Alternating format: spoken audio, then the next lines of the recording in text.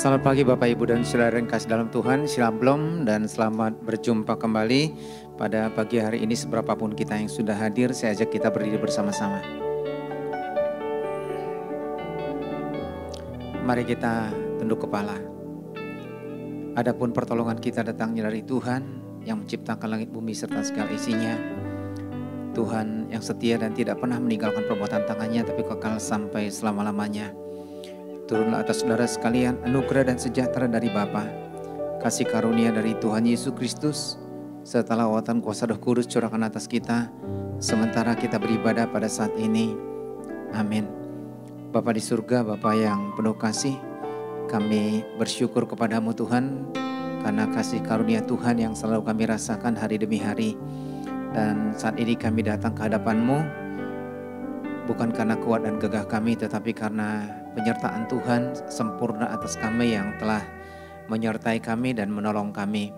Kami mau serahkan ibadah kami ke dalam tangan-Mu.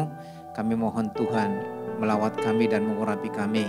Anak-anak-Mu, hamba-hamba-Mu yang akan bagian dalam pelayanan, Tuhan urapi bahkan seluruh jemaat. Engkau lawat mereka, Engkau tahu kebutuhan mereka, kuasa Tuhan dicurahkan atas mereka.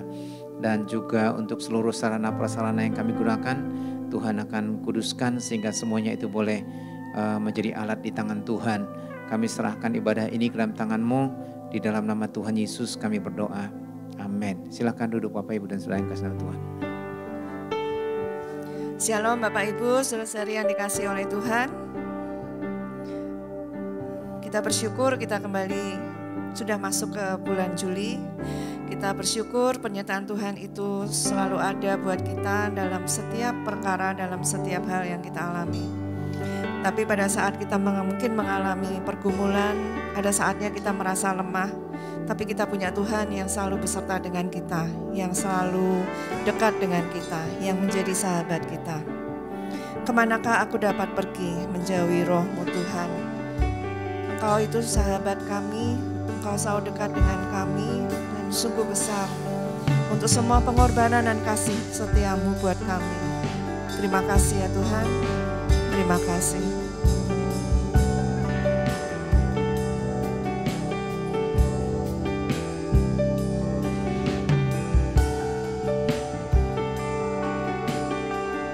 Kemanakah aku dapat pergi menjauhi Roh-Mu?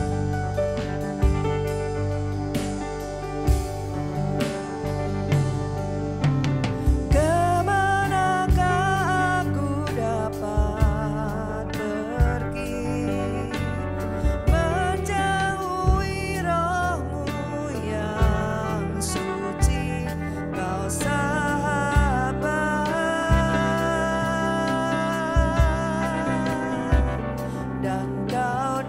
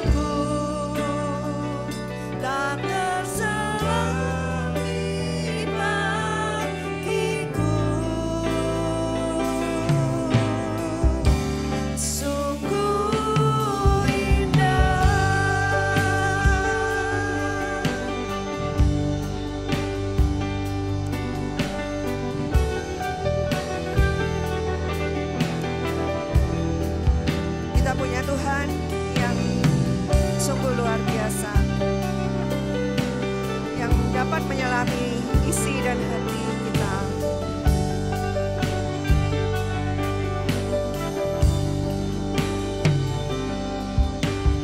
Kemanakah aku dapat pergi, menjauhi roh-Mu yang suci, Kau sahabat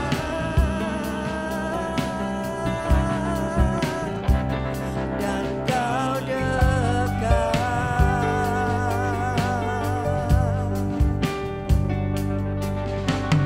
Bahkan seluruh pengabdianku tak bisa membalas kesetiaan-Mu, sungguh mulia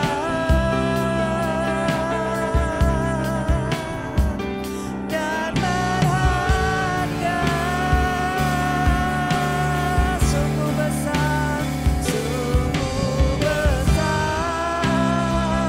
pengorbananmu bagiku, terlalu dalam untuk dimengerti, sungguh besar,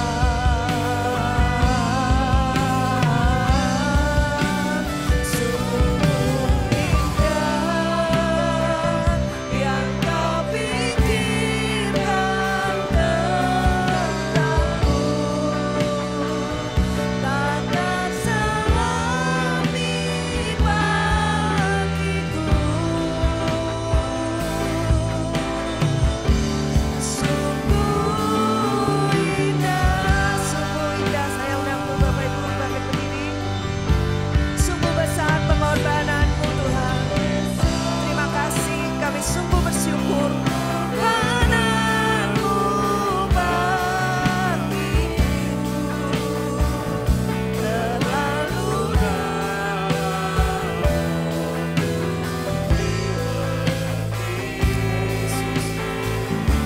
sungguh besar,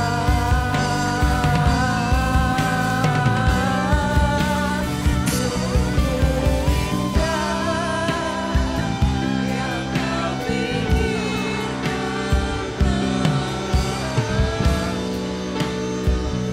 takkan selami bagiku, sungguh indah, sungguh besar,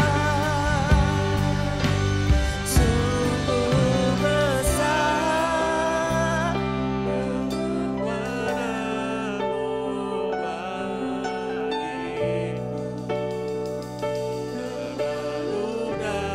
terlalu dalam untuk dimengerti, tapi Engkau selalu ada buat kami. Terima kasih Tuhan. Sungguh indah yang Kau pikirkan terselami bagiku,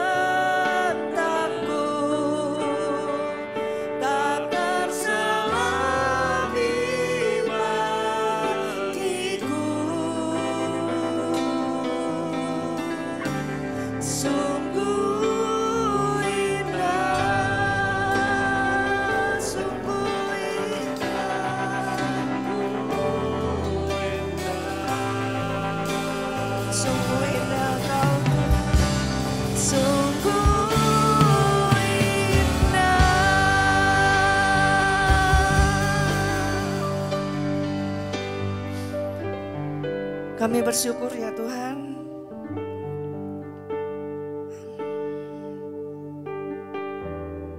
Mungkin kata-kata kami tidak bisa mengungkapkan semua isi hati kami, tapi kami sungguh bersyukur karena kami memiliki Engkau.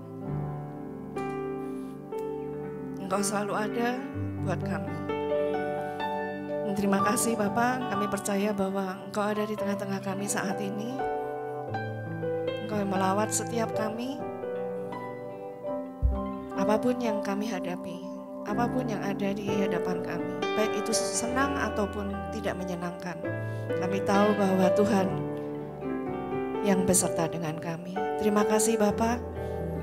Kami ingin selalu memberikan yang terbaik buat Tuhan melalui hidup kami, melalui seluruh keberadaan kami. Karena Engkau sudah memberikan yang terbaik lebih dahulu buat kami. Terima kasih Tuhan. Kami mengucap syukur dan biarlah ibadah ini kami serahkan semuanya di dalam nama Tuhan Yesus. Amin. Sekali lagi shalom Bapak Ibu. Shalom. Ya, kita tetap penuh semangat dan kita selalu bersyukur memuji Tuhan karena kasih Tuhan yang tidak pernah berkesudahan. Bersyukurlah kepada Tuhan sebab Tuhan itu baik, sebab Dia baik dan kasih setianya itu besar sampai selama-lamanya.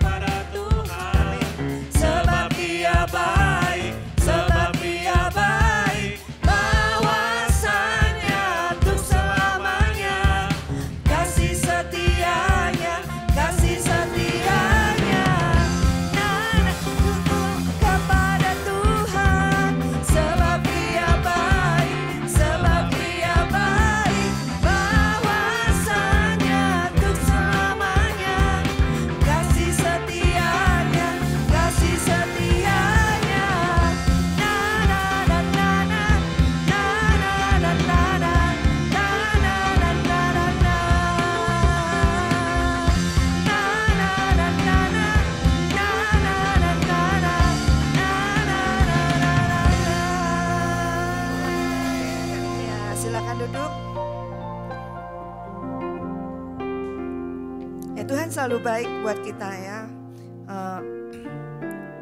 Kita akan lanjut lagu berikutnya, bahwa hidup yang kupilih itu membuatku berarti karena Tuhan Yesus yang menjadi tempat kita percaya, yang menjadi tempat kita selalu berharap.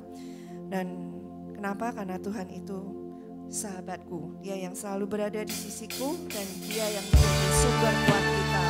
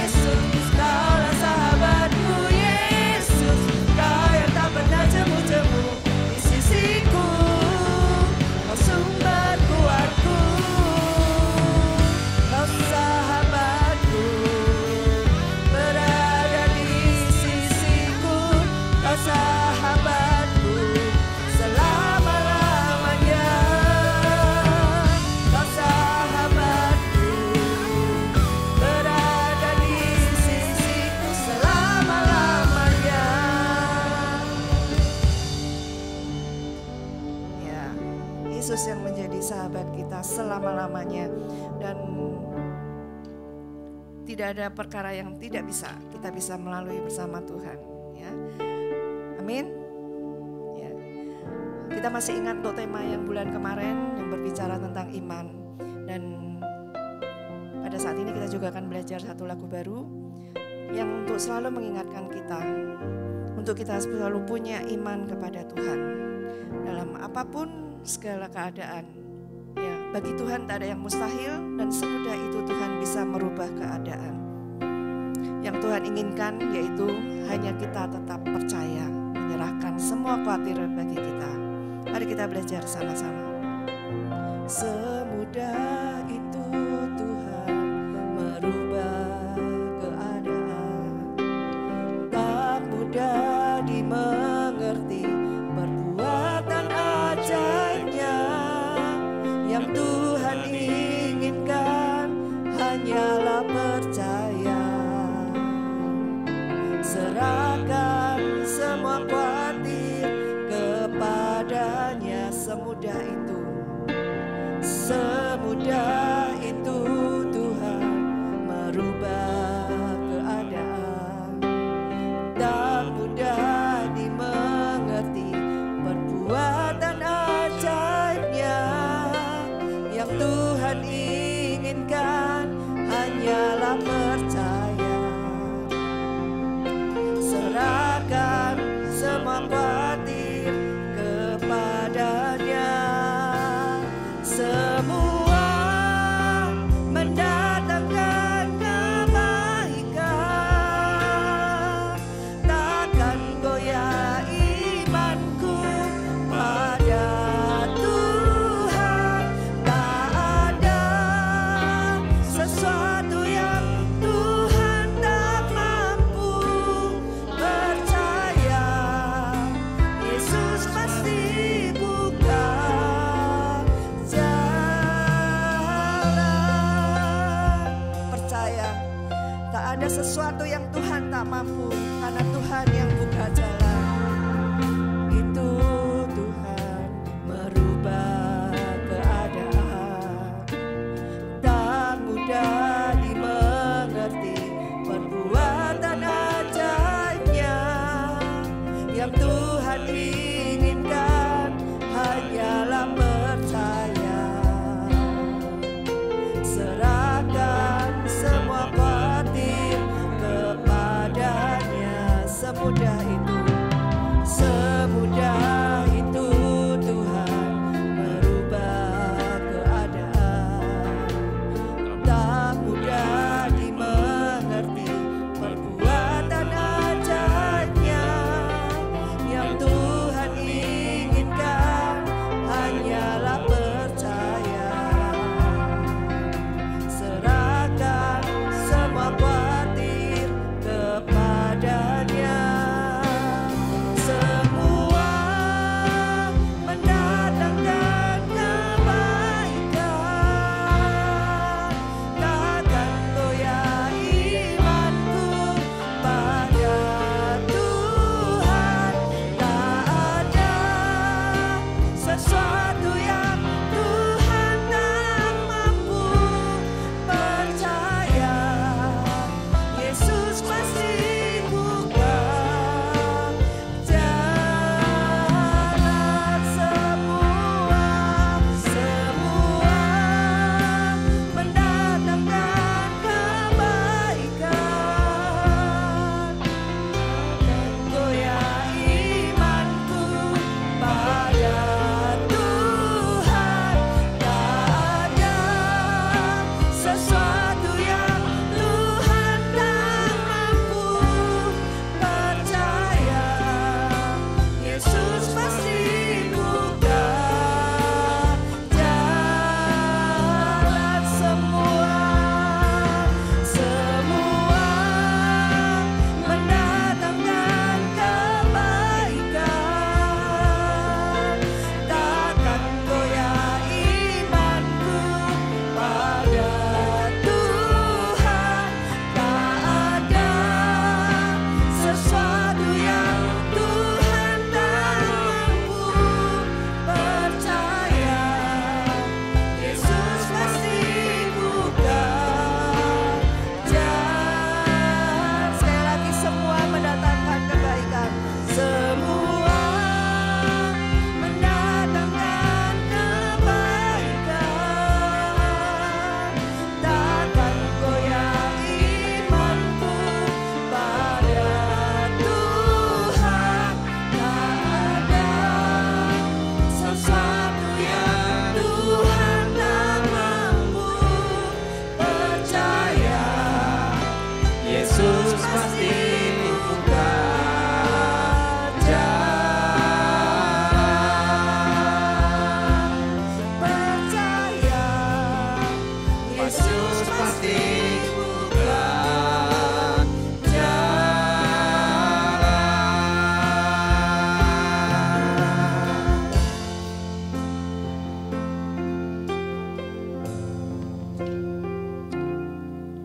meskipun kami melihat tantangan yang besar di hadapan kami,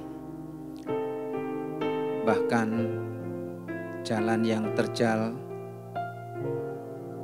menghambat perjalanan kami, tetapi kami percaya bahwa Tuhan mampu dan Tuhan sanggup, karena Tuhan yang kami sembah adalah Tuhan yang berkuasa, yang mampu membuka jalan dengan cara apapun juga. Karena itu berikan kepada kami keyakinan dan iman, supaya sungguh-sungguh mempercayai akan firman-Mu dan janji-janji-Mu kepada kami, supaya kami tidak akan goyah dan tidak akan menyimpang ke kiri dan ke kanan, tetapi kami terus memandang kepada Tuhan dan menantikan pertolongan Tuhan. Terima kasih Tuhan untuk kasih karunia-Mu, dan sekarang kami akan merenungkan firman-Mu. Mari Tuhan Kau berbicara kepada kami, urapi hamba-Mu pakai bibir mulutnya, bahkan urapi setiap jemaat yang mendengarkan, supaya setiap kami sungguh-sungguh merasakan Tuhan berbicara kepada kami pribadi lepas pribadi. Apabila ada intervensi roh jahat kuasa kegelapan yang mengganggu hati pikiran kami menolak di dalam nama Tuhan Yesus. Tuhan yang akan memenuhi kami pribadi lepas pribadi. Di dalam nama Tuhan Yesus kami berdoa. Amin. Silakan duduk Bapak Ibu dan Saudara yang kasih dalam Tuhan. Shalom. Mari kita bersama-sama membuka Alkitab kita. Saya ajak kita membuka Alkitab kita. Pembacaan kita pada hari ini saya ambil dari Yohanes pasal yang ke-15. Yohanes pasal yang ke-15 ayat yang ke-12 sampai dengan 17, tapi kita akan baca ayat 11 sampai dengan yang ke-17.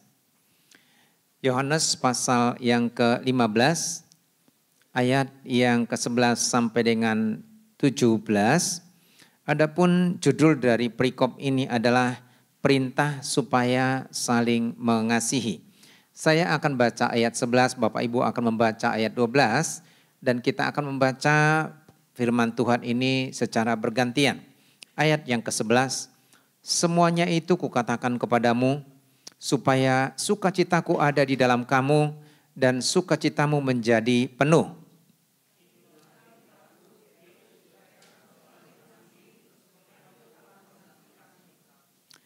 Tidak ada kasih yang lebih besar daripada kasih seorang yang memberikan nyawanya untuk sahabat-sahabatnya.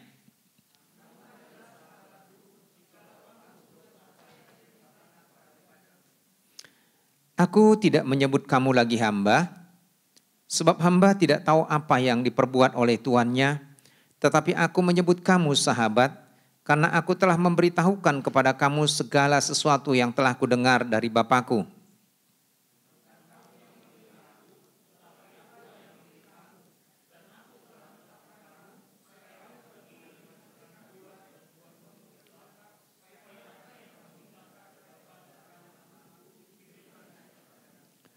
Inilah perintahku kepadamu, kasihilah seorang akan yang lain.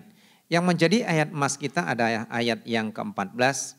Kamu adalah sahabatku jikalau kamu berbuat apa yang kuperintahkan kepadamu. Adapun yang menjadi topik pembahasan kita pada minggu ini adalah menjadi sahabat Kristus.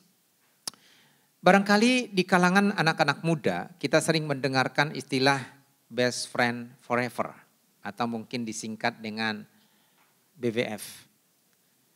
Dan saya kira perkataan ini ataupun istilah ini bukan hal yang jarang didengarkan di kalangan anak-anak muda, khususnya di kalangan anak remaja. Tetapi bagi pasangan suami istri, saya kira sahabat yang terbaik adalah pasangan, suami ataupun istri. Karena tidak ada keintiman apapun lebih dalam dari keintiman dari hubungan suami istri. Jadi kalau ada hubungan keintiman yang lebih dalam dari hubungan suami istri, saya tidak berbicara dengan hubungan dengan Tuhan ya, tetapi dengan sesama, maka ada sesuatu yang salah di dalamnya. Istilah sahabat biasanya merujuk kepada orang-orang yang memiliki hubungan dekat dan merasa bahwa kedekatan mereka tidak akan pernah berakhir. Oleh karena alasan apapun juga, dan biasanya mereka menyebut sebagai sahabat sejati.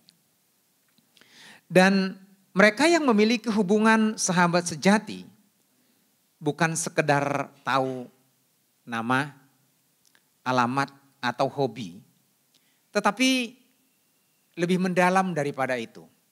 Biasanya di antara mereka ada keterbukaan antara satu dengan yang lain dan mereka belajar untuk saling memahami dan menceritakan pengalaman hidup mereka, suka dan duka, dan mereka mencoba untuk saling memahami satu dengan yang lain dan menerima satu dengan yang lain baik waktu suka ataupun duka.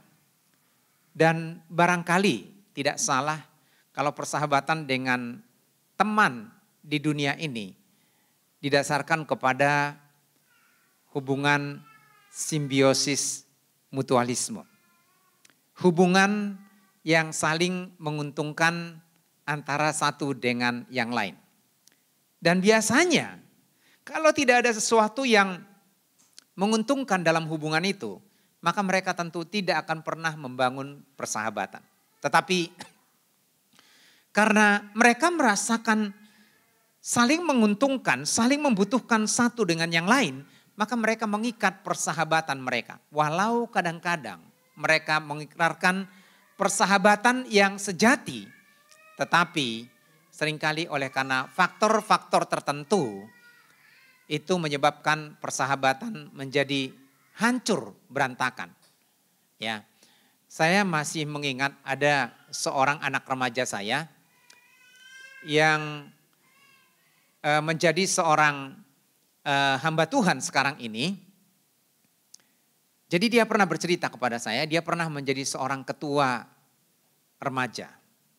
Dia bilang, Kawalman katanya, ingat enggak di remaja itu istri saya itu pernah punya persahabatan yang begitu sangat akrab. Saya bilang saya ingat. Jadi istrinya itu bernama, saya sebut dulu Mary, nama samaran. Lalu kemudian sahabatnya itu bernama Lisa. Bukan Elisa ya yang di belakang, Lisa. Ini bukan Elisa tapi E-nya enggak ada, Lisa. Dan hubungan mereka ini begitu sangat akrab dari sejak mereka sekolah minggu sampai remaja sampai mereka kuliah. Lalu kemudian ternyata Lisa ini suka kepada pria ini. Dan yang dilakukan oleh Lisa adalah meminta supaya Mary menjadi mak comblangnya. Mendekati kepada pria ini. Lalu akhirnya jadilah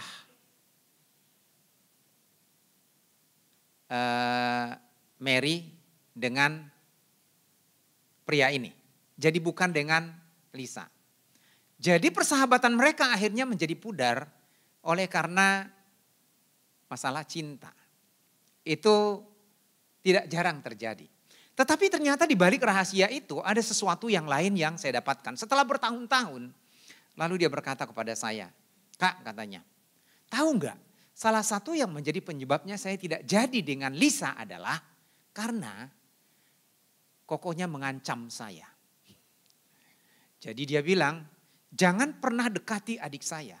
Kalau kamu mendekati adik saya, maka kamu akan menyesal selama hidupmu. Padahal ini dalam persekutuan remaja. Tetapi yang mau saya garis bawahi di sini adalah persahabatan yang dibangun dengan begitu kuat di dunia ini seringkali begitu mudah bisa hancur dan terputus berantakan. Tetapi persahabatan yang dimaksud oleh Tuhan Yesus dalam pembacaan kita ini berbeda dengan persahabatan yang dibangun oleh dunia. Mengapa demikian?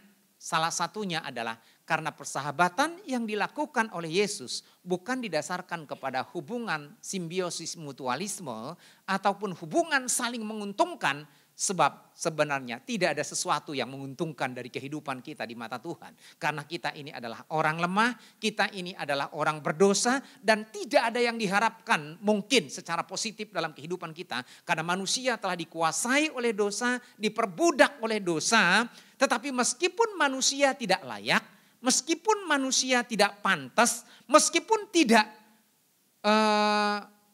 ada hal positif yang bisa didapatkan dari manusia, tetapi justru Yesus mengatakan, kamu adalah sahabatku. Dan persahabatan itu adalah persahabatan ilahi yang tidak oleh pernah lekang oleh waktu, yang tidak pernah pudar oleh keadaan, kecuali manusia itu ingkar janji. Karena ada banyak faktor yang bisa menyebabkan manusia ingkar janji dalam persahabatan mereka kepada Tuhan. Barangkali mungkin karena situasi, ataupun mungkin karena bisnis, ataupun mungkin karena hubungan lawan jenis, ataupun karena cinta. Dan itu sebabnya Bapak Ibu dan Saudara yang kasih dalam Tuhan, pada kesempatan ini kita belajar dari perikop ini, dan saya ambil juga dari perikop lain. Paling tidak ada 5 ciri persahabatan yang diajarkan oleh Tuhan Yesus kepada kita. Ya, ada 5 persahabatan yang diajarkan oleh Tuhan Yesus kepada kita. Persahabatan yang pertama adalah dasarnya dibangun atas dasar kasih. Dasarnya adalah kasih. Kita lihat dalam ayat 12 sampai dengan ayat yang ke-13 pembacaan kita. Firman Tuhan berkata, inilah perintahku, yaitu supaya kamu saling mengasihi seperti aku telah mengasihi kamu. Tidak ada kasih yang lebih besar daripada kasih seorang yang memberikan nyawanya untuk sahabat-sahabatnya. Jadi dasar pertama yang menjadi ciri khas dari persahabatan yang diberikan oleh Tuhan, dilakukan oleh Tuhan kepada kita adalah kasih. Yesus membuka percakapan ini dengan satu kalimat, supaya kamu saling mengasihi seperti aku telah mengasihi kamu. Dan itu artinya bahwa inisiatif dari mengasihi itu yang kemudian dibangun dalam satu hubungan persahabatan bukan timbul dari manusia. Karena manusia tidak akan pernah bisa menjadi sahabat yang sejati dan tidak akan pernah bisa mengasihi seperti yang Tuhan ajarkan kepada kita. Tetapi justru inisiatif itu datang dari Tuhan Yesus, dan inisiatif ini bukan didasarkan kepada kepentingan pribadi. Bukan juga didasarkan kepada cocok ataupun tidak cocok. Karena biasanya kan hubungan persahabatan di dunia ini dibangun karena kecocokan. Betul ya? Atau barangkali dalam istilah anak-anak muda disebut dengan satu frekuensi. Ya, nyambung ngomongnya. Itu sebabnya dalam hubungan cinta pun seringkali yang menjadi dasarnya hanya satu frekuensi ataupun karena nyambung. Tetapi bukan kepada dasar ataupun faktor yang lain. Bukan karena ada hal-hal yang lain yang mengikat mereka, yang membuat ketertarikan di antara mereka. Contoh misalnya kualitas pribadi ataupun mungkin kualitas iman yang dimiliki seseorang, ataupun mungkin karena hidupnya dibangun di dalam hubungan tersebut menjadi semakin baik. Tetapi justru di sini kita melihat apa yang dilakukan oleh Tuhan Yesus menjadi satu inisiatif yang berasal dari dirinya sendiri. Karena Allah itu adalah kasih, maka hubungan itu pun dibangun didasarkan kepada kasih, bukan kepada kepentingan diri sendiri. Dan ini dilakukan dan dibuktikan melalui tindakan aktif. Dan ini sekaligus menjadi standar dan teladan utama dalam kita membangun hubungan yang kuat dengan Tuhan. Sebagai sahabat Kristus, kita dipanggil untuk mengasihi Dia.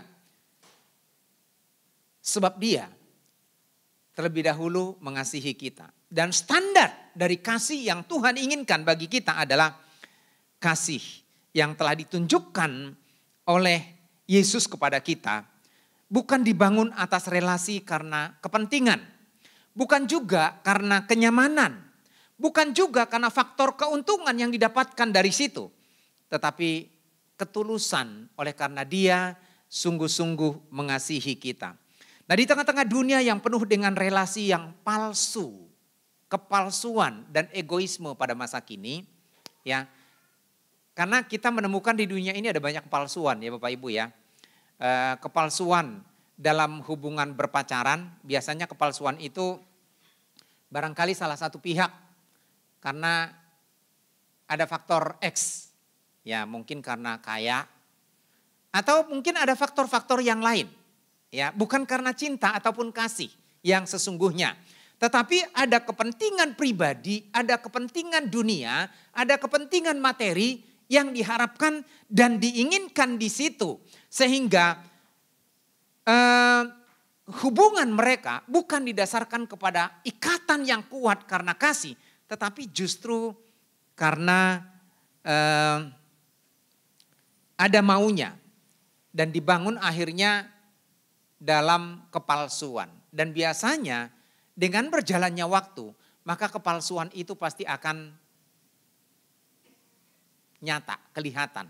Karena tidak ada kebohongan yang tidak akan pernah terungkap. Dan kebenaran itu pasti akan menyatakan dirinya.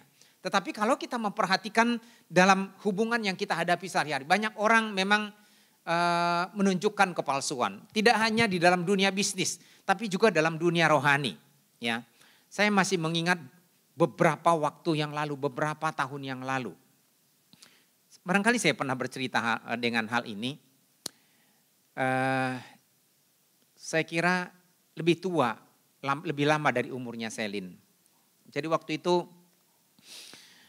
ini masa lalu yang saya bercerita ya. Saya pergi ke Gambir untuk mengantarkan ponakan saya, Leni, karena kuliah di Semarang.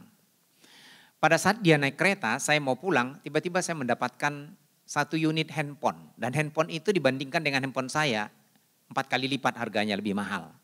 Ya, keren lah gitu. Mereknya juga merek terkenal. Ya, sekitar tahun 95 atau awal 96 gitu. Nah, lalu kemudian handphone itu saya bawa.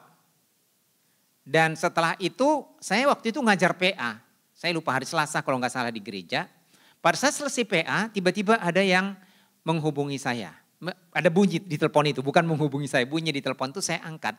Dia bilang, selamat malam, ini saya si A, saya tinggal di Surabaya. Tadi pagi ketika saya naik kereta, ternyata handphone saya hilang. Dia bilang, dan ini adalah handphone saya. Lalu saya berkata, Anda di mana? Di Surabaya. Lalu oke, saya bilang, saya bisa mengirimkan handphone ini kepada Anda dan Anda boleh mengirimkan alamat kepada saya. Setelah itu kemudian lalu dia kirim alamat kepada saya. Tapi besoknya dia menghubungi saya kembali. Dia bilang, Pak, tidak usah dikirimkan handphone saya punya keluarga, teman ya yang tinggal di Bekasi. Minta tolong supaya dititipkan saja. Namanya adalah David. Ini nama samaran, tapi nama Alkitab. Namanya adalah David. Dan setelah itu besok akan datang katanya. Oke. Kemudian besoknya kira-kira menjelang sore, datang seorang pria dengan badan yang besar, dengan seorang wanita yang jauh lebih tua. Jadi mungkin bisa bedanya mungkin 10-15 tahun gitu wanitanya ini. Saya pikir itu cicinya. Nah, setelah itu kemudian dia bilang, Pak, Bapak Walman, betul? Saya bilang, oh iya ada saudara saya yang kehilangan handphone. Oh iya silakan masuk, saya bilang. Masuk ngobrol lah. Dia bilang saya anak pendeta, saya melayani sebagai pembina remaja, saya pemain musik, bla bla bla. Dan akhirnya punya hubungan yang baik dengan beberapa orang yang saya kenal. Ya, beberapa orang yang saya kenal. Dan terbangun kelihatannya dalam tanda petik hubungan persahabatan yang begitu kuat. Dalam tanda petik. Tetapi kemudian dalam perjalanannya, ternyata pria ini suka selingkuh dengan ibu-ibu. Ya, doyannya ibu-ibu. Ada memang seperti itu kan. Ada pria yang suka nenek-nenek, ada juga wanita yang suka kakek-kakek, begitu ya. Ternyata dia ini sukanya dengan ibu-ibu yang jauh lebih tua gitu.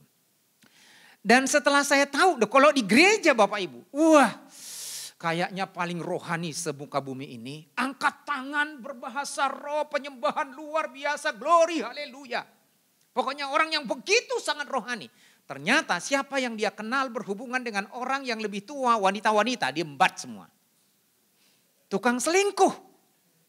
Ini adalah kepalsuan yang muncul dalam gereja. Kita menemukan banyak, ini fakta dan realita Bapak Ibu dan Saudara yang kasih dalam Tuhan. Saya bergaul dengan dia lebih kurang 2-3 tahun dan saya mengenal dia. Ternyata apa yang dia miliki selama ini, yang dia tunjukkan, jabatan dia, pelayanan dia, itu hanya manipulasi untuk menutupi yang sesungguhnya. Dan itu adalah praktek kepalsuan.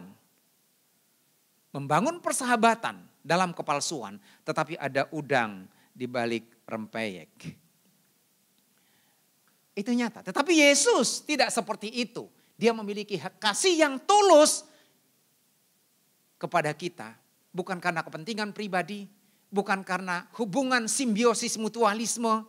Bukan karena penampakan kita karena begitu keren dan hebat. Bukan karena sesuatu yang diharapkan kepada kita. Tetapi justru ketulusan dia mengasihi kita. Menjadikan kita sebagai sahabat. Yang kedua, kok jadi berhenti ini? Oke, yang kedua.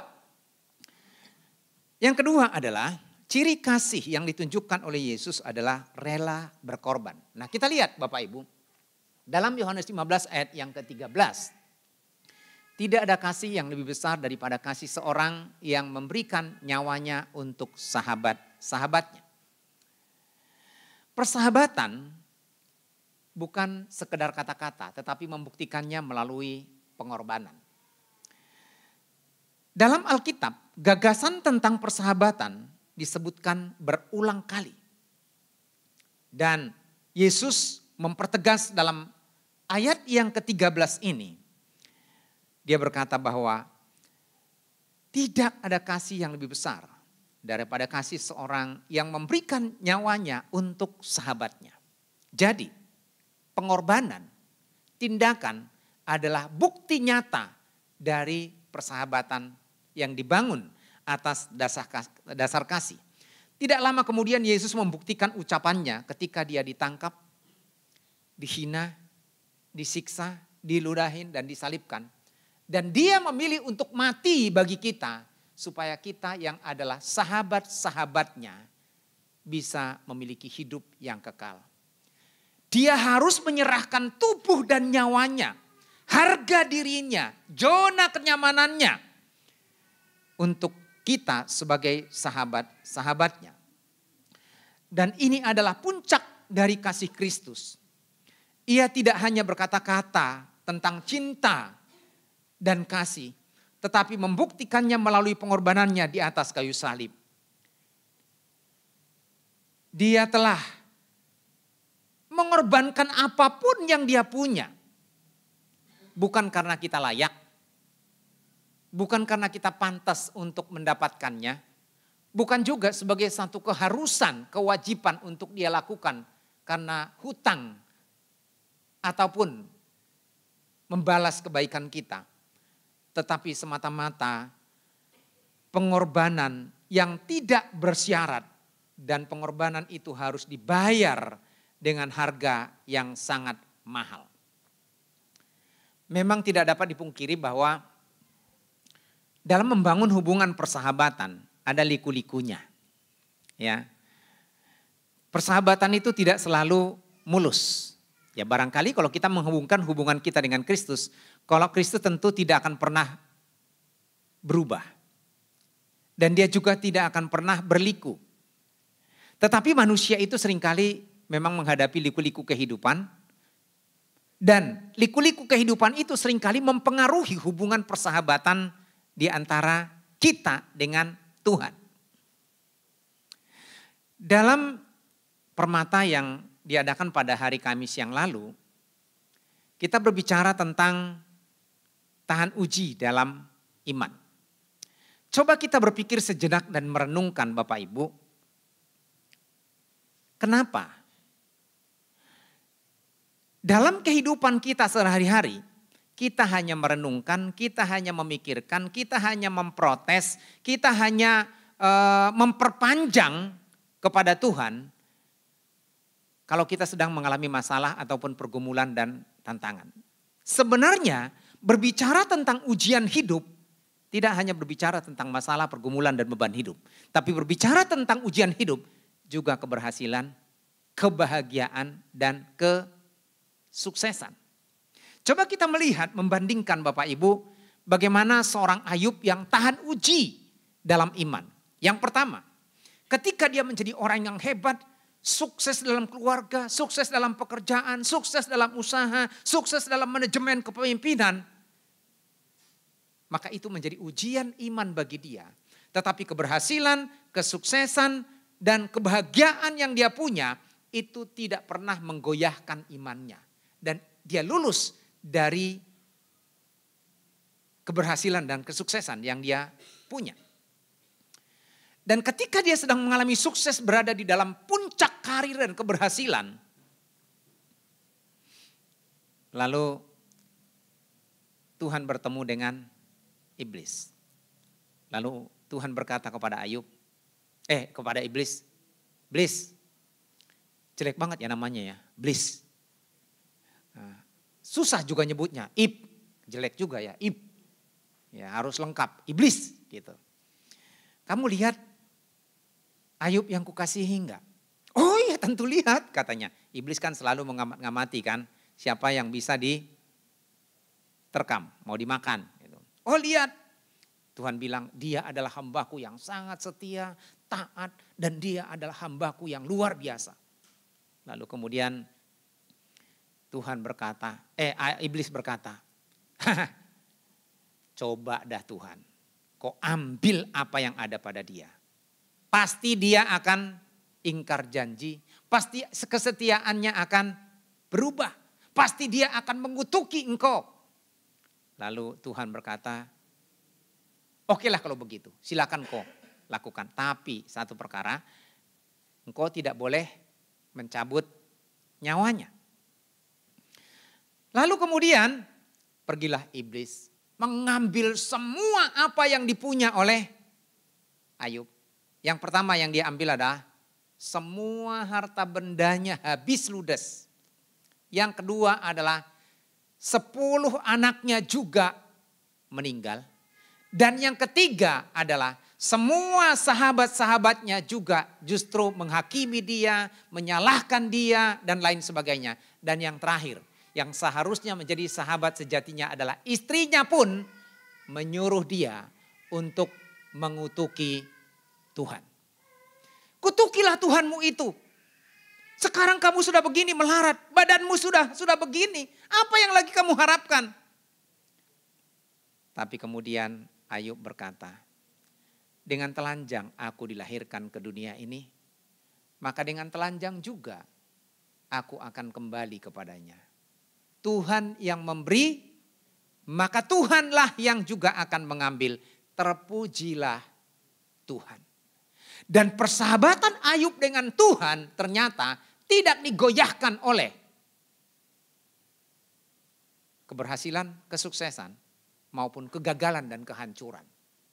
Kadang-kadang Bapak Ibu dan Saudara yang kasih dalam Tuhan, ketika kita menghadapi masalah, mungkin kita bertanya begini, "Tuhan, kenapa Tuhan biarkan saya seperti ini? Apakah Tuhan sudah tidak peduli kepada saya? Apakah Tuhan tidak mengasihi saya lagi? Apakah Tuhan tidak melihat lagi realita ini?" Kemudian kita mencoba untuk mencari kambing hitam. Kita mencoba untuk menyalahkan orang lain, bahkan menyalahkan Tuhan. Tapi sebaliknya, pada saat kita sukses, pada saat kita berhasil, pada saat kita bahagia hidup kita, pernah nggak kita bertanya kepada Tuhan, "Tuhan, kenapa Tuhan kasih ini kepada saya? Apa maksud Tuhan memberikan ini kepada saya? Kenapa Tuhan memberkati saya? Kenapa Tuhan melimpahkan ini kepada saya? Apa tujuan Tuhan untuk ini?"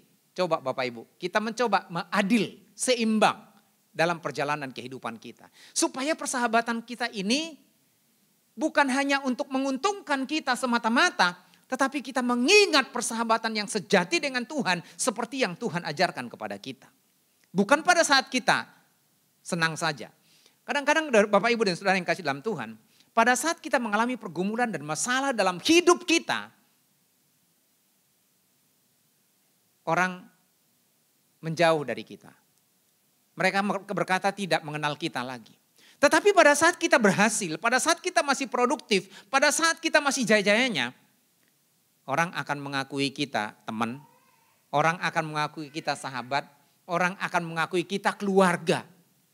Tetapi ketika kita sudah tidak produktif, orang berkata saya tidak kenal. Saya membaca satu artikel Bapak Ibu, singkat sebenarnya ini anak muda yang dibesarkan di desa. Dari kecil mereka sudah menjadi teman, sahabat karib, ya best friend lah. Dan mereka berkata bahwa mereka satu saat dewasa mereka akan saling membangun satu dengan yang lain dan mereka akan membuka usaha bersama-sama. Dan akhirnya mereka pergi ke kota. Pada saat mereka pergi ke kota mereka sudah mulai membangun usaha mereka. Dan cukup berhasil. Yang satu namanya Reza. Yang satunya lagi namanya Hari. Lalu satu kali dalam perjalanan menuju ke kantor, Reza naik motor. Akhirnya dia mengalami kecelakaan. Dan tidak tertolong, dia mengalami kelumpuhan. Dan karena dia sudah mengalami kelumpuhan, maka itu artinya bahwa dia sudah mencoba untuk berobat dengan segala macam cara. Dan semua harta yang sudah dikumpulkan, semua tabungan dia sudah habis dan tidak ada lagi. Dia minta tolong kepada orang lain, dan orang lain selalu berkata tidak ada sesuatu yang mereka bisa berikan. Bahkan orang-orang yang tadinya dia tolong, dia bantu, itu pun semua menjauh dan tidak lagi berkata bahwa tidak lagi mengenal dia.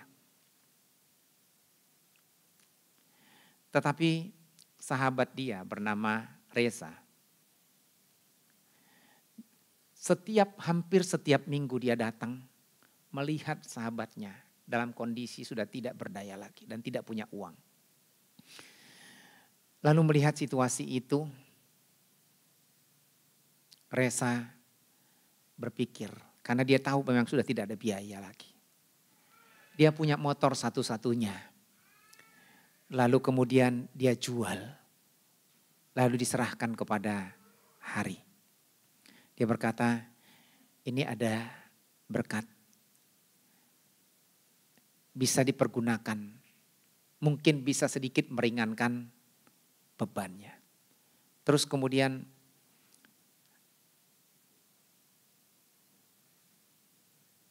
dia berkata, saya kebalik, Hari ya yang kecelakaannya. Ya, Hari berkata, dari mana uang kamu? Ya kamu gak perlu tahu lah. Tapi kan kamu juga sedang bekerja, kamu lagi bla bla bla bla. Dia bilang, saya jual motor. Wah dengan begitu berat hati. Lalu kamu naik apa kalau pergi kerja? Dia berkata, masih banyak alat transportasi. Saya bisa naik kereta, saya bisa naik angkot, dan lain sebagainya. Tetapi paling tidak meringankan bebanmu. Ternyata persahabatan mereka tidak berhenti sampai di situ. Mereka terus saling menopang. Walaupun akhirnya ajal menjemput sahabatnya. Tetapi persahabatan mereka tidak terputus oleh keadaan dan situasi. Yang ketiga, Bapak Ibu. Yang ketiga, persahabatan yang diberikan oleh Kristus kepada kita adalah menaruh kasih setiap waktu. Dalam Amsal pasal yang ke-17 ayat 7 berkata, seorang sahabat menaruh kasih setiap waktu dan menjadi seorang saudara dalam kesukaran. Sebelum Yesus naik ke surga, dalam Yohanes pasal 14 ayat 16 berkata, aku akan minta kepada Bapa dan ia akan memberikan kepadamu seorang penolong yang lain supaya ia menyertai kamu selama-lamanya. Ya, ia menyertai kamu selama-lamanya. Dan ayat yang ke-18 kemudian ia berkata, aku tidak akan meninggalkan kamu seperti yatim piatu, tetapi aku akan datang kembali. Dan kemudian itu digenapi dalam Kisah Para Rasul pasal yang kedua pada waktu hari Pentakosta. Dan ini adalah janji Tuhan. saat kapanpun, dalam situasi apapun juga, pada saat kita berhasil, pada saat kita gagal, pada saat kita sehat, pada saat kita mengalami sakit, pada saat kita mengalami beban yang berat, bahkan pada saat kita berada di titik yang terendah sekalipun dalam kehidupan kita, maka persahabatan dengan Kristus tidak akan pernah berakhir. Barangkali sebagaimana yang saya ungkapkan tadi, ketika kita mengalami keberhasilan, banyak orang yang mulai mendekat. Beberapa hari yang lalu, saya membaca. Ini saya tidak berbicara pendukung siapa atau menolak siapa. Mantan menteri, salah satu menteri di era Jokowi bernama Luhut Binsar Panjaitan, berkata bahwa dia pergi mengunjungi Jokowi. Salah satu kalimat yang dia katakan adalah, Pak Jokowi itu sangat sedih sekali. Kenapa? Ternyata orang-orang sudah mulai melupakan dia. Orang-orang mungkin yang istilah para politis mengatakan ternak-ternaknya yang dipelihara selama ini. Itu istilah kasar yang digunakan ya. Orang-orang yang menjilat selama ini, orang-orang yang mendekat, mereka mengagung-mengagungkan. Sekarang mereka mulai satu persatu menghilang. Itu adalah dunia yang kita hadapi pada saat ini. Satu persatu, satu saat kita akan ditinggalkan. Tetapi satu perkara yang kita ingat dan tidak pernah terlupakan dalam hidup kita, bahwa Tuhan tidak akan pernah meninggalkan kita barang sedetik pun. Hanya saja kita kadang-kadang merasa hampa dalam hidup kita. Kenapa? Karena kita terlalu fokus dengan masalah kita. Karena kita terlalu fokus dengan pergumulan kita. Karena kita terlalu fokus dengan kesulitan yang kita alami. Seolah-olah tidak ada lagi jalan keluar. Tidak ada lagi pengharapan. Tidak ada lagi pertolongan. Dan kadang-kadang lebih ironisnya lagi. Kita berpikir bahwa Tuhan mengambil semua daripada kita. Pernah nggak mengalami seperti ini? Jadi pada saat kita kesulitan, kita berpikir Tuhan mengambil semuanya dari kita. Tuhan mengambil berkat kita, Tuhan mengambil teman-teman kita, Tuhan mengambil kesehatan kita, Tuhan mengambil apa yang kita punya. Sementara kita tidak introspeksi. Apakah Tuhan yang mengambil atau kita yang menyia-nyiakan? Ini pertanyaan yang perlu kita renungkan. Kadang-kadang kita berpikir gini, Tuhan kenapa engkau membiarkan saya seperti ini? Tuhan kenapa engkau mengambilnya Tuhan? Kenapa aku kehilangan ini semua Tuhan? Tetapi Tuhan tidak pernah mengambil dari kita apa yang membuat kita menjadi lebih baik. Tetapi kalau itu membuat kita menjadi rusak, Tuhan bisa aja mengambil itu. Dengan tujuan atau rencana yang lebih indah. Atau mungkin Tuhan sudah memberikan kepada kita, ada di tangan kita, tapi kita sia-siakan. Kita tidak hargai, kita tidak jaga, kita tidak rawat. Sama halnya Roh Kudus yang ada dalam diri kita yang menyertai kita selama-lamanya. Setiap waktu, setiap detik ada bersama dengan kita. Tetapi justru kita lupakan, kita biarkan, kita abaikan. Kita tidak punya telinga yang peka untuk mendengarkan dia. Kita menutup telinga bahkan terhadap suaranya dan kita tidak mendengarkan suaranya. Walau dia setiap saat ada di sekitar kita. Pernah enggak? Ini coba misalnya gini. Kita punya teman, tapi kita tidak pernah merasa dia hadir di dalam diri kita. Ada dua faktor yang mungkin menyebabkan hal itu terjadi. Mungkin memang dia seperti itu salah satu. Yang kedua, mungkin memang karena kita tidak peka. Kita sendiri yang bermasalah. Tetapi kita mencoba untuk menyalahkan orang lain atau kita mencoba untuk menyalahkan Tuhan. Kenapa Tuhan meninggalkan saya? Kenapa Tuhan melupakan saya? Padahal Tuhan berjanji tidak akan pernah meninggalkan dan melupakan kita. Karena dia adalah sahabat sejati buat kita yang selalu hadir setiap waktu bagi kita. Kadang-kadang hanya masalah uang itu bisa menjadi malapetaka Bapak Ibu. Contoh misalnya gini, saya pernah punya teman. Saya punya teman ya hubungan baik lah gitu. Lalu satu ketika dia telepon saya. Dia bilang, bro, saya bisa pinjam uang enggak? Saya bilang gini, bro kebetulan saya lagi banyak pengeluaran. Saya tidak bisa meminjamkan uang. Tetapi saya hanya ada sekian jika kalau Anda mau. Terus dia bilang, waduh itu gak cukup, gak usah lah katanya dia. Gak apa-apa saya batalkan deh. Ya sudah. Tapi dari sejak itu Bapak Ibu, kontak saya diblokir. Kontak saya diblokir, hubungan yang baik, yang dibangun begitu lama, karena masalah pinjam meminjam uang, akhirnya putus hubungan, diblokir. Itu realita yang kita hadapi dalam hubungan di dunia ini. Tetapi Tuhan tidak akan pernah berbuat seperti itu kepada kita. Apapun yang kita lakukan selama kita masih mau, Tuhan selalu menopang kita, hadir setiap waktu bagi kita. Dalam situasi apapun. Yang keempat.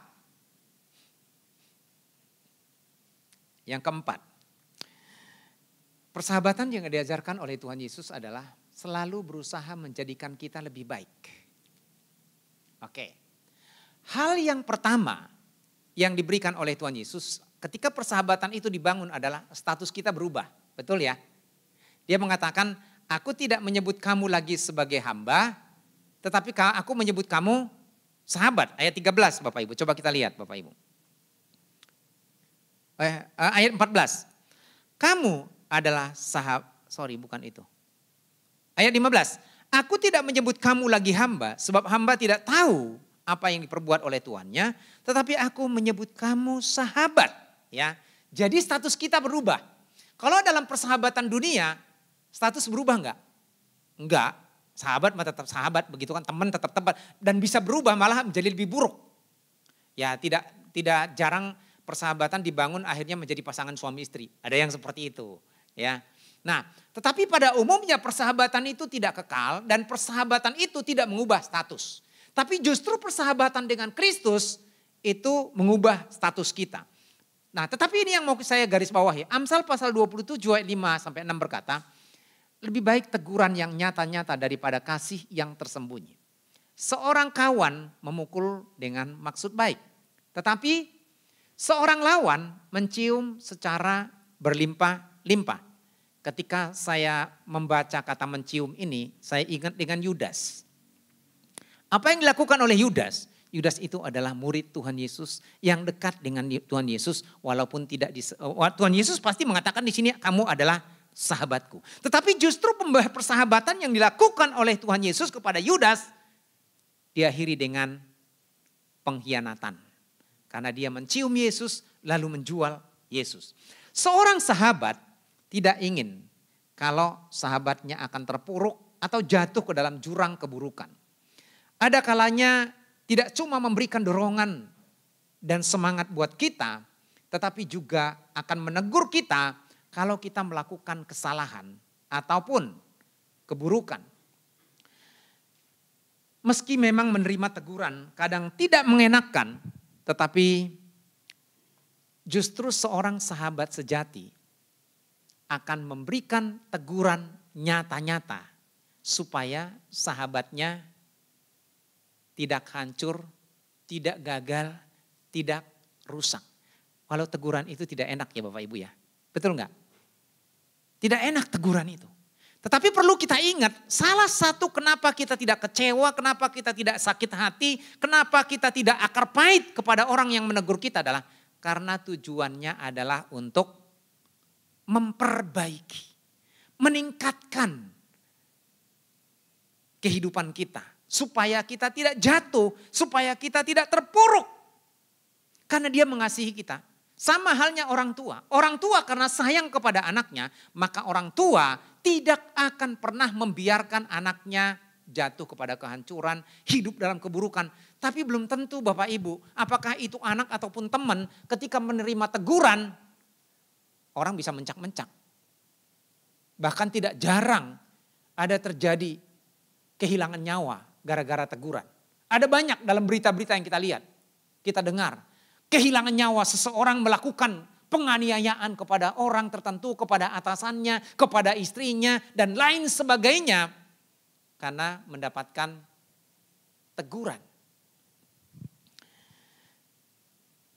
Seorang sahabat akan turut membentuk kebiasaan yang baik bagi sahabatnya.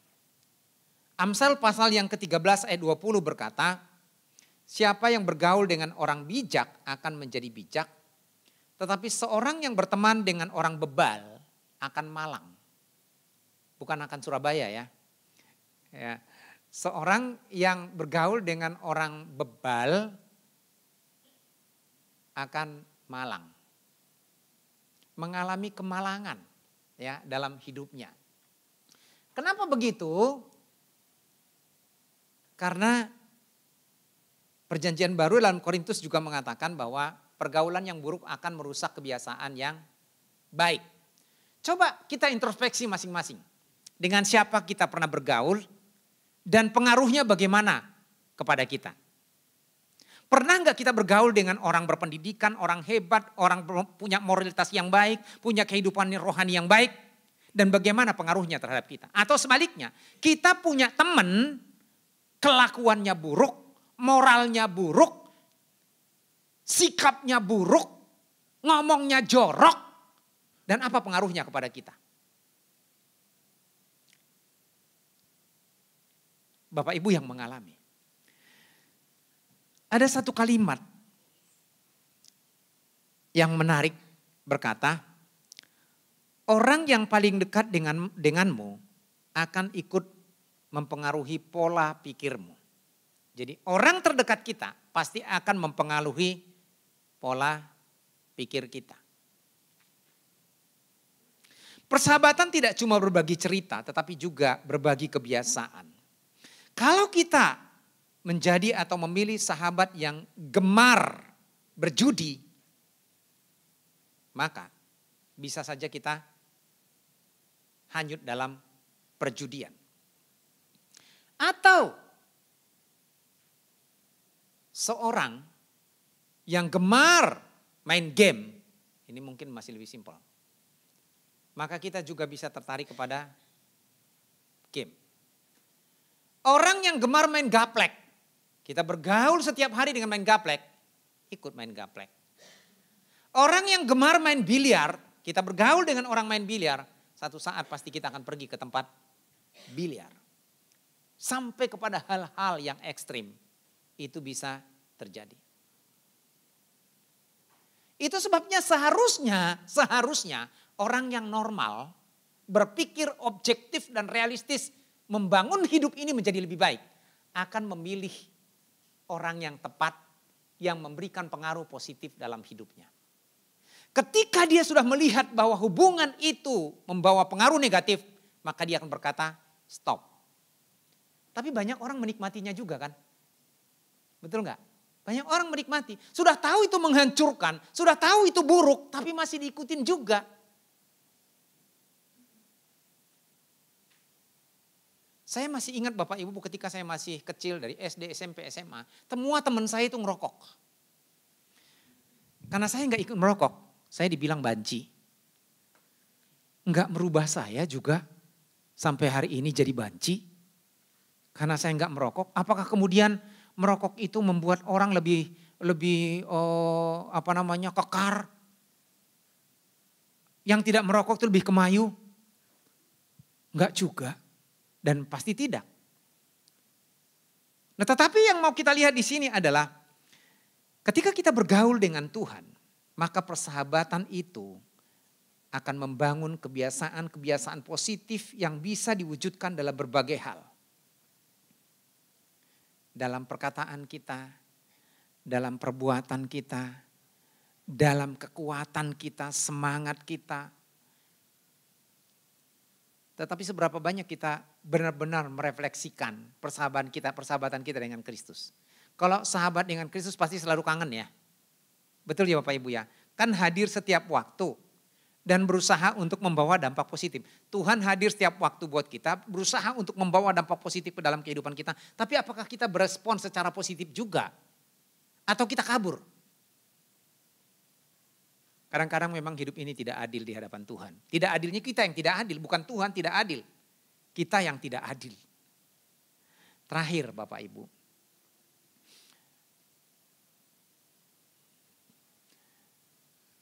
Ciri khas persahabatan yang diajarkan kepada kita adalah seorang sahabat lebih dekat daripada saudara sendiri. Dalam Amsal pasal yang ke-18 ayat 24 berkata, ada teman yang mendatangkan kecelakaan, tetapi juga sahabat yang lebih karib daripada seorang saudara. Dalam masa-masa senang maupun kelam, ada kalanya Tuhan memakai orang yang bukan saudara kita untuk hadir dalam cerita hidup kita. Mereka bisa hadir di saat hidup kita terpuruk, saat kita sengsara, ataupun sedang membutuhkan uang, ataupun mungkin saat kita sedang sakit. Mereka memberikan support kepada kita. Sorry, kelewat. Memberikan support kepada kita. Tetapi justru seringkali, justru hubungan persaudaraan putus hanya gara-gara warisan, tidak mengenal lagi itu hubungan darah. Gara-gara kepentingan sesaat. Tetapi Yesus lebih dekat dari sahabat sejati dalam dunia ini. Coba Bapak Ibu kita berpikir, kalau kita menjadikan Yesus sebagai sahabat, maka apapun pasti kita ceritakan kepada dia ya. Betul ya, pasti kita ceritakan kepada dia. Suka ataupun duka kita cerita. Bahkan mungkin dengan kalimat-kalimat orang yang dekat dengan Tuhan itu. Orang berkeluh kesah kepada Tuhan. Tuhan kok tahu sih, kok begitu sih Tuhan. Tuhan kok biarkan dan segala macam. Ngoceh-ngoceh gitu. Ya, karena merasa kedekatan dengan Tuhan. Tetapi justru mayoritas anak-anak Tuhan. Mereka hanya datang kepada Tuhan pada saat mereka perlu.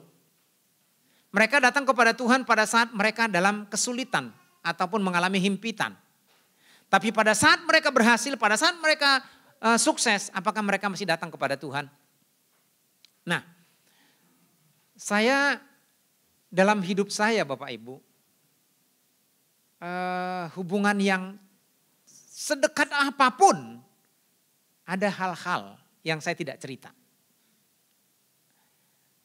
Tadi kan saya mengatakan bahwa hubungan terdekat itu adalah pasti kepada istri. Saya ada hal-hal yang saya tidak cerita kepada istri saya. Ya, salah satunya adalah masalah jemaat. Ya, kalau dia bertanya, saya bilang memang nggak perlu tahu. Atau ada masalah-masalah yang lain yang tidak ada hubungannya dengan dia. Saya tidak bercerita. Atau kalau itu mendatangkan sesuatu yang tidak membangun dia, saya tidak akan bercerita. Tetapi kalau bercerita kepada Tuhan, nggak ada yang ditutup-tutupin. Ya, menangis, kalau orang menangis di hadapan sahabat mungkin bisa nangis, malu ya, apalagi laki gitu kan. Karena dia anggap katanya kalau laki itu nangis cengeng. Enggak juga sih, kenapa Tuhan menciptakan air mata? Emang cuma perempuan doang yang air matanya diciptakan? Enggak kan, laki dan perempuan juga diciptakan air mata. Air mata itu untuk apa? Minimal untuk dua fungsi. Fungsi yang pertama adalah untuk membasahi mata. Kalau mata sudah tidak basah Bapak Ibu sakit banget. Kalau air mata sudah tidak ada. Karena saya lupa siapa teman saya. Jadi dia sudah tidak ada air mata Bapak Ibu. Jadi setiap saat itu harus meneteskan obat. Coba Bapak Ibu. Bayangkan kalau tidak lagi air mata ada. Bisa ngebuka nggak mata kita? Justru itu pelumas Bapak Ibu. Kadang kita tidak memahami ada air mata itu kan supaya bisa buka lancar gitu kan. Ya, untuk membuka tutup mata kita supaya bisa lancar gitu. Yang kedua adalah untuk menangis. Yang ketiga lagi, bahagia. Orang sedih itu bisa menangis, tapi bahagia juga bisa menangis. Emang laki nggak boleh bahagia gitu sampai menangis? Bolehlah gitu. Emang nggak boleh menangis gitu karena sedih? Bolehlah gitu kan. Nah, tetapi bagaimana kita belajar dari apa yang dilakukan oleh Tuhan Yesus. Dan salah satu persahabatan yang kita lihat Bapak Ibu dalam Alkitab yang luar biasa adalah persahabatan Daud dan Yonatan. Kita tahu bahwa Yonatan adalah seorang anak raja, seorang pangeran yang akan menggantikan ayahnya menjadi seorang raja. Tetapi kemudian Tuhan memilih dan menunjuk mengurapi Daud menjadi raja. Dan Yonatan tahu persis itu. Mereka tidak memiliki hubungan darah. Mereka tidak memiliki hubungan apapun selain hubungan persahabatan yang didasarkan kepada kasih. Tetapi justru Yonatan rela kehilangan kekuasaan, tahta dan jabatan yang dia punya yang akan dimiliki oleh Daud. Dan dia membela Daud sampai dia hampir kehilangan nyawa ditombak oleh ayahnya. Karena persahabatan yang begitu sangat kuat. Kalau Daud dan Yonatan aja bisa membangun persahabatan yang begitu kuat. Apalagi Kristus yang sudah mati berkorban buat kita. Dan dia lebih dekat daripada saudara sendiri. Lebih mengerti keadaan kita, lebih peduli kita dalam suka ataupun duka. Tapi sebaliknya, yang menjadi pertanyaan saya adalah, saya mau tanya kita dulu. Semua kita merasa di sini sahabat Kristus ya? Betul ya? Semua kita adalah sahabat Kristus. Karena dikatakan setiap orang yang mengikut dia, dia adalah sahabat. Kamu adalah sahabatku. Tetapi, apakah ciri yang dilakukan oleh Yesus dalam kehidupan kita sudah juga sebaliknya kita lakukan kepada Yesus? Yang pertama, persahabatan yang didasarkan kepada kasih. Bukan hanya kepentingan kita untuk disertai, untuk diberkati, untuk ditolong, untuk dilawat dan terus-terusnya. Apakah kita juga rela berkorban kepada Tuhan seperti Tuhan yang berkorban kepada kita? Apakah kita sudah menjadi sahabat yang sejati kepada Dia? Nah, Bapak Ibu, yang ketiga, apakah juga kita sudah memberikan waktu kita kepada Dia? Coba Bapak Ibu, seberapa banyak waktu yang kita berikan kepada Tuhan sebagai balasan dari kasih yang Tuhan berikan kepada kita? Dan yang keempat adalah, apakah kita juga membawa dampak positif dalam pekerjaan Tuhan dalam kehidupan kita? Apakah kita juga menjadi lebih baik dalam persahabatan kita dengan Kristus? Dan yang kelima adalah, apakah betul kita juga menjadi sahabat yang terdekat bagi Tuhan? Lebih dekat dibandingkan dengan saudara. Yesus sudah melakukan itu kepada kita, tapi bagaimana kita melakukannya? Mari kita berdoa. Tuhan Yesus, kami bersyukur kepadamu pada pagi hari ini. Engkau mengingatkan kami bahwa sesungguhnya Engkau telah menjadikan kami sebagai sahabat. Seharusnya memang kami adalah hamba yang tidak layak, hamba yang tidak berguna. Tetapi Engkau menjadikan kami sebagai sahabat yang sejati. Dan itu Engkau tunjukkan melalui kasih-Mu, melalui pengorbanan-Mu, melalui pengaruh-Mu, melalui kehadiran-Mu, dan segala sesuatu yang Kau lakukan bagi kami. Mungkin kami memperlakukan Tuhan secara tidak adil.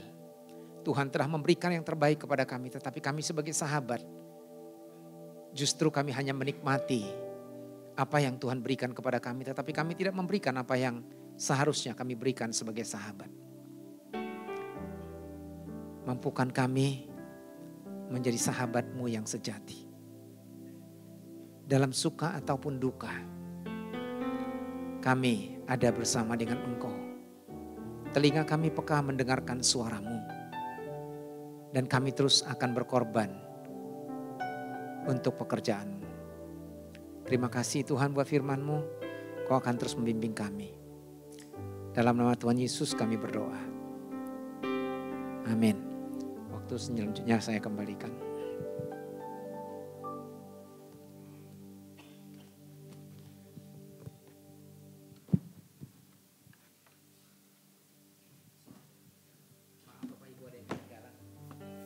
Kita akan menerima tubuh dan darah Tuhan.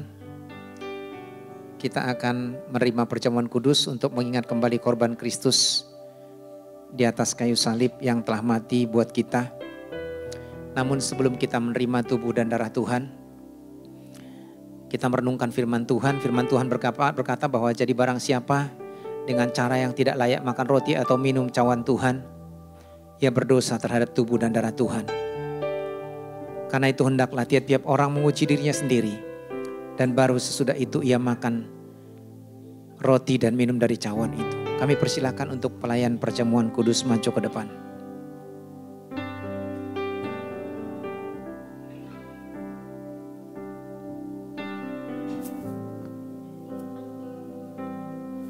Puji dan syukur kami panjatkan kepadamu Bapa. Pada pagi hari ini kami anak-anakmu yang boleh berkumpul di rumahmu ini Tuhan mendengarkan sabdamu. Terima kasih biar ini juga yang terus membangun jati diri kami sebagai sahabat Kristus seperti yang kau ajarkan. Bapa, kami teringat akan pengorbanan anakmu di atas kayu salib, menderita sengsara, berkorban hanya untuk kehidupan kami.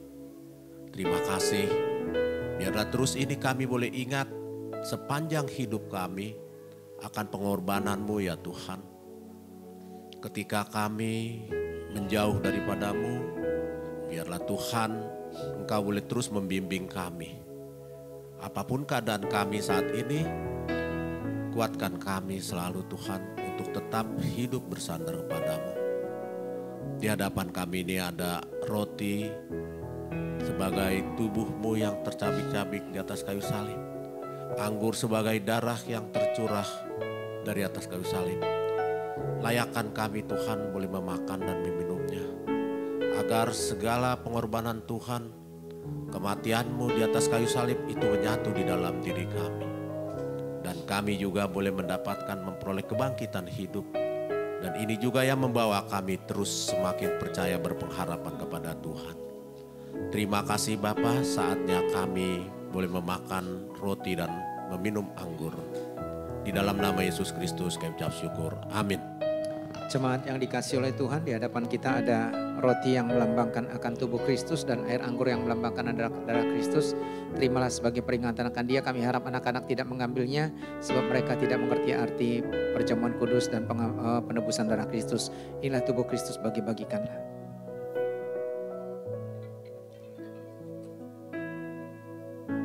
Kita akan nyanyikan satu pujian. Bukan dengan kekuatanku, ku dapat jalani hidup ini.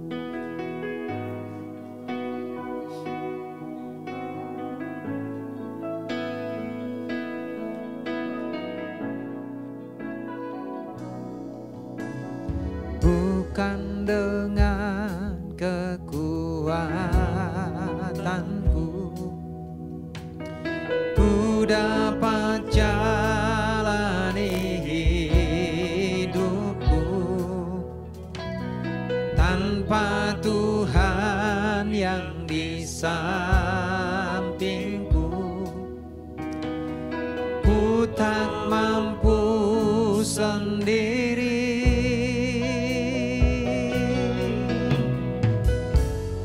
Engkaulah kuatku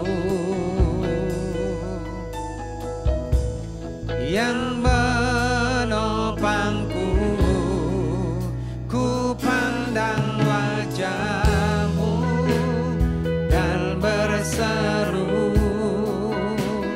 pertolonganku datang dari-Mu. Peganglah tanganku, jangan lepaskan. Kaulah harapan dalam hidupku.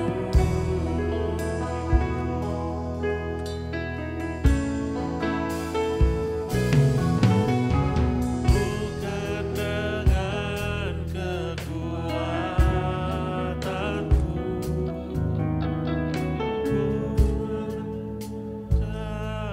mari kita berdiri bersama-sama. Tanpa Tuhan yang di sampingku, ku tak mampu sendiri.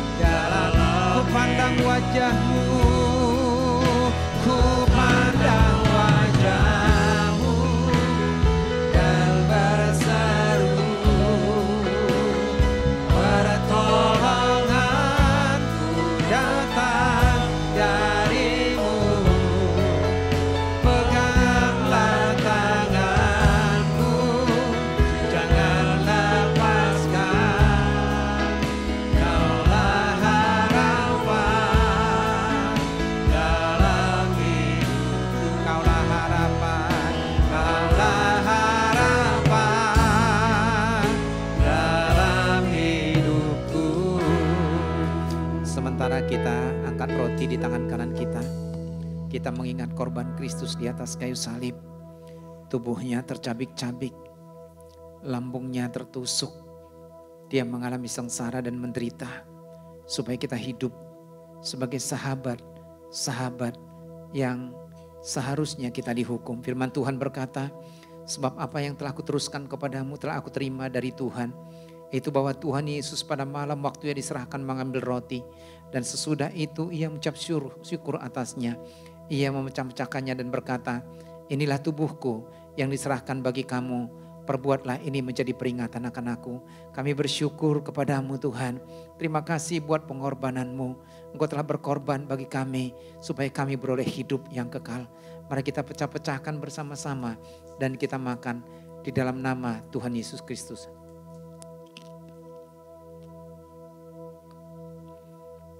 Kita pindahkan cawan di tangan kanan kita,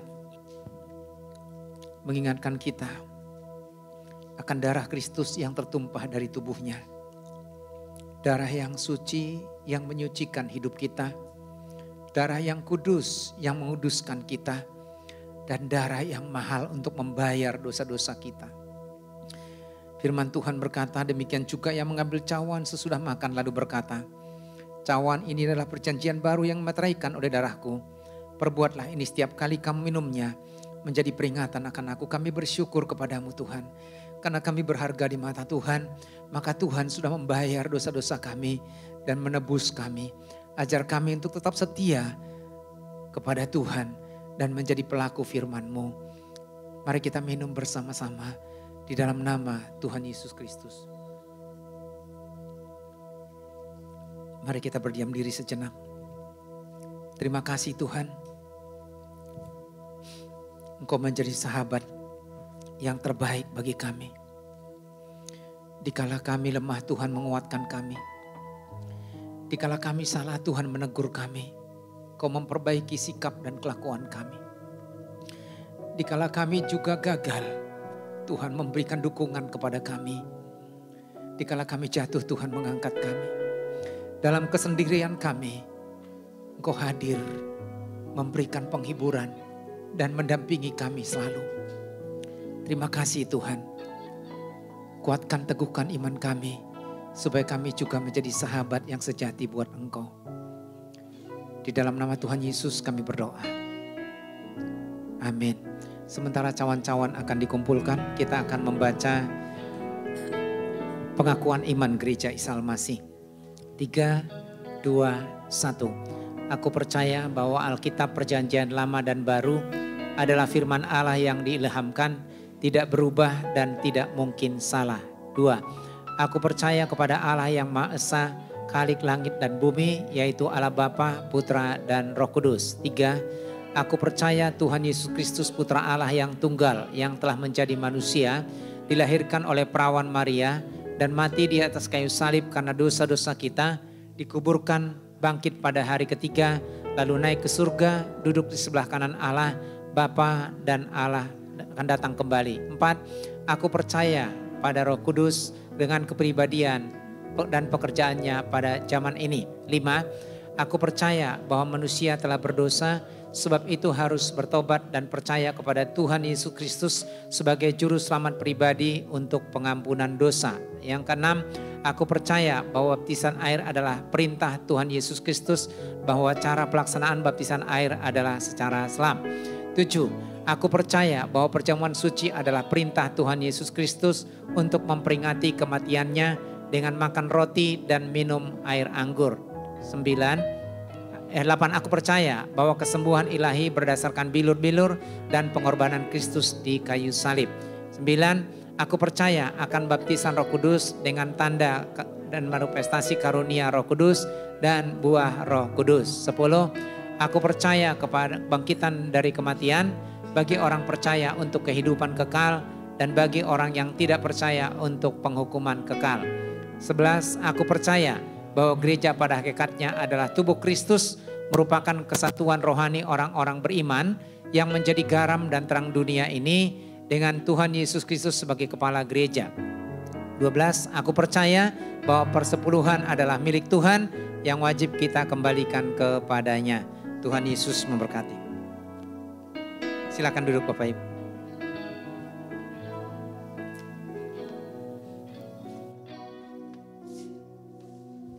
Puji Tuhan, kita sudah mendengarkan firman Tuhan yang mengingatkan dan menguatkan kita, dan kita tahu bahwa Tuhan itu lebih dari segalanya.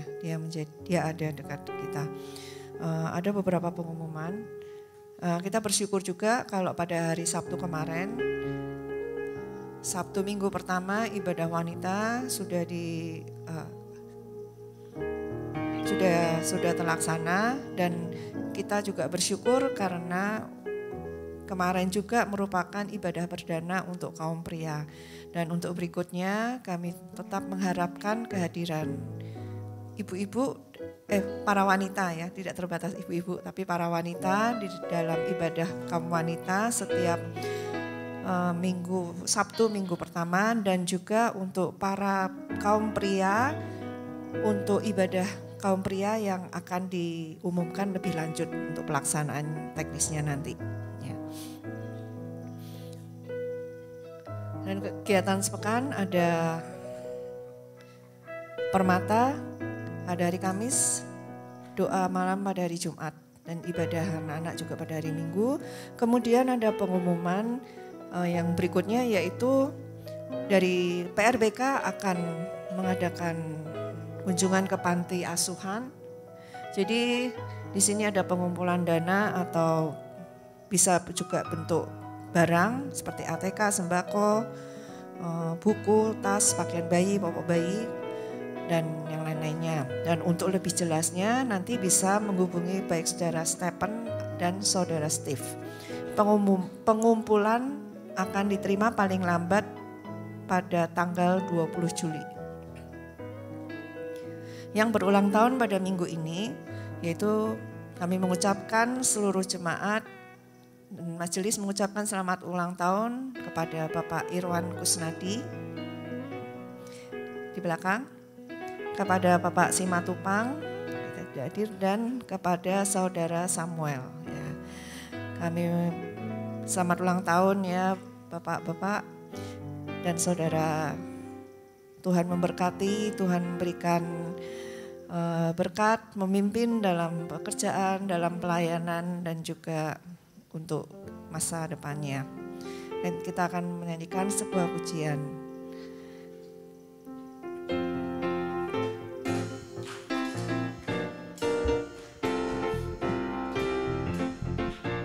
Selamat hari jadi, Tuhan memberkati. Selamat hari jadinya, Tuhan memberkati. Hari jadi, Tuhan memberkati. Selamat hari jadinya, Tuhan memberkati. Ya, sekali lagi selamat ulang tahun, Tuhan Yesus yang selalu memberkati. Saya undang untuk petugas persembahan bisa maju ke depan. Kita akan persiapkan memberikan persembahan buat Tuhan.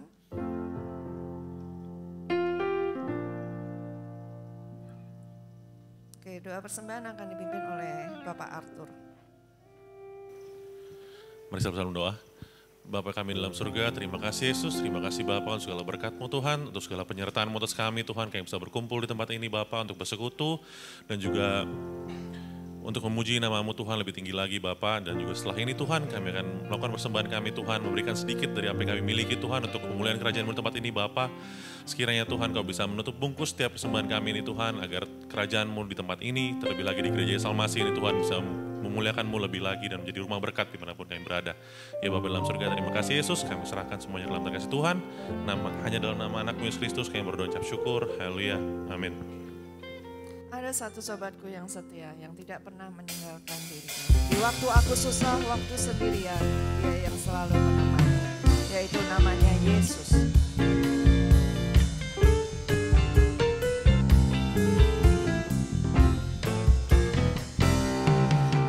Ada satu sobatku yang setia,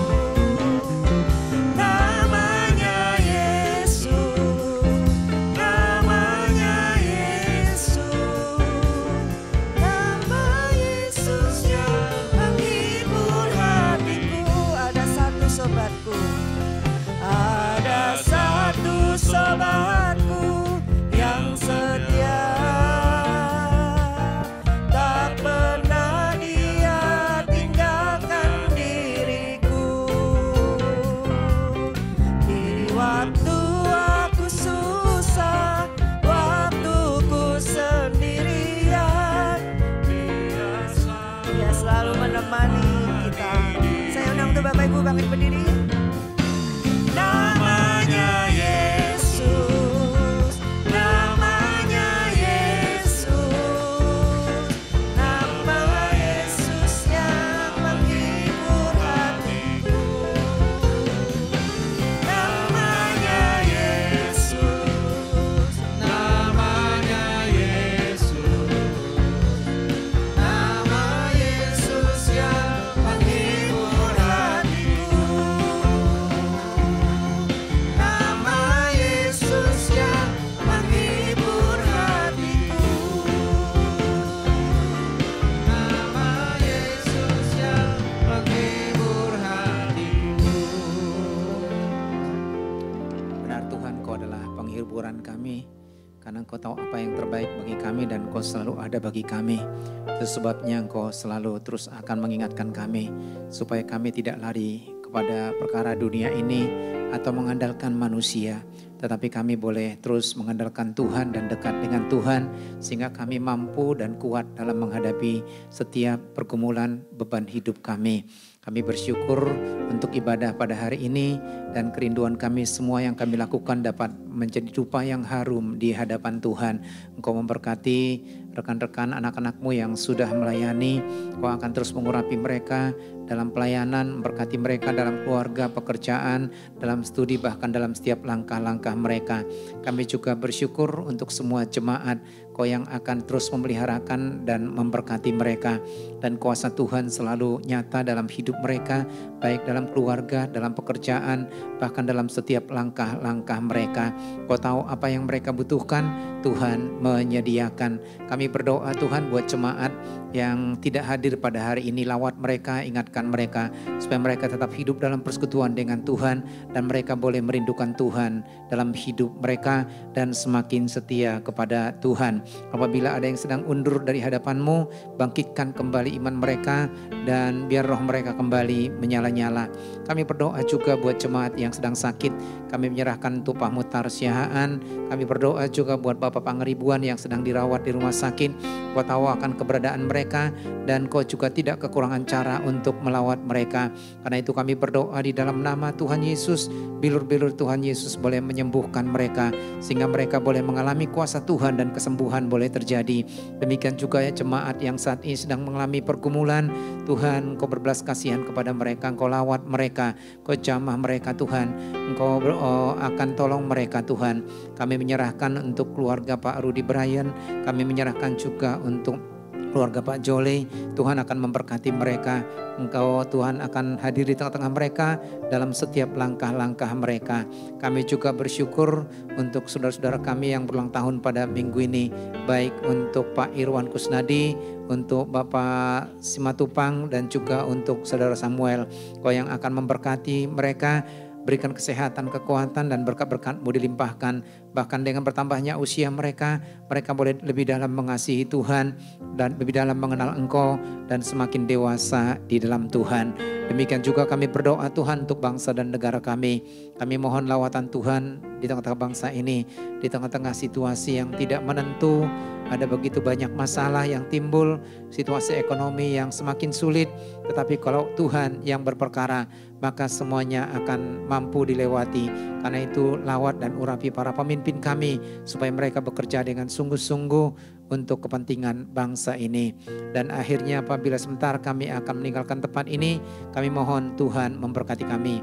Jemaat yang dikasih oleh Tuhan, angkatlah hatimu dan terimalah berkat Tuhan. Pulanglah dengan membawa berkat anugerah dan sejahtera dari Bapa, kasih setia dan kasih karunia dari Tuhan Yesus Kristus, serta kekuatan, penghiburan, dan penyertaan Roh Kudus nyata dalam kehidupan saudara dari saat ini sampai Maranatha Tuhan datang untuk yang kedua kalinya, bahkan sampai selama-lamanya. Amin. Bapa,